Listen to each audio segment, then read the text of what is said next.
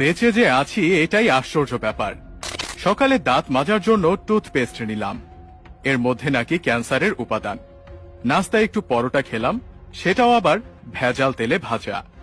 সুন্দর দেখে একটা কলা খেলাম, তাও আবার কার্বাইড দিয়ে পাকানো। চাঙা হওয়ার জন্য এক মগ কফি নিলাম, সেটাই নাকি কফির গুঁড়ো কম, তেঁতুল বীজের গুঁড়ো বেশি। কাঁচা বাজারে গেলাম টাটকা শাক সবজি কেনার জন্য, কিনবো কি সব তো হাইব্রিড সার দিয়ে ফলানো। মশলা আর হলুদ গুঁড়ো নিলাম, ওতে আবার লেড আর ক্রোমাইড কেমিক্যাল মেশানো। সয়াবিন তেল দিয়ে রান্না করব, সেই তেলের অর্ধেকই নাকি পাম অয়েল মেশানো। মাছ মুরগি খাবো, কিন্তু সেগুলোকে ভেজাল পোল্ট্রি ফিড খাইয়ে বড় করা হয়। গরমের দিনে একটু তরমুজ খেতে মন চাইলো, সেটা নাকি পটাশিয়াম পারম্যাঙ্গানেট দিয়ে লাল করা। বাচ্চাকে আমলিচু খাওয়াবেন, ওগুলোও তো আবার ফরমালিন দেয়া।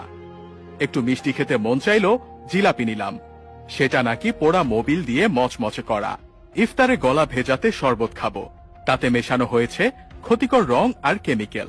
খেজুর কিনলাম, চড়া দাম নিয়ে ধরিয়ে দিল 3 নম্বরই খেজুর। ইফতারে মজা করে মুড়ি মাখানো খাবো, সেই মুড়ি ইউরিয়া দিয়ে ফোলানো। সরিষার তেল দিয়ে মাখিয়ে খাবো ভেবেছিলাম, সেই তেলেও তো ভেজাল। সুন্দর দেখে বড় বড় পেঁয়াজও কিনেছিলাম, খেয়ে মনে হলো বড়া খাচ্ছি।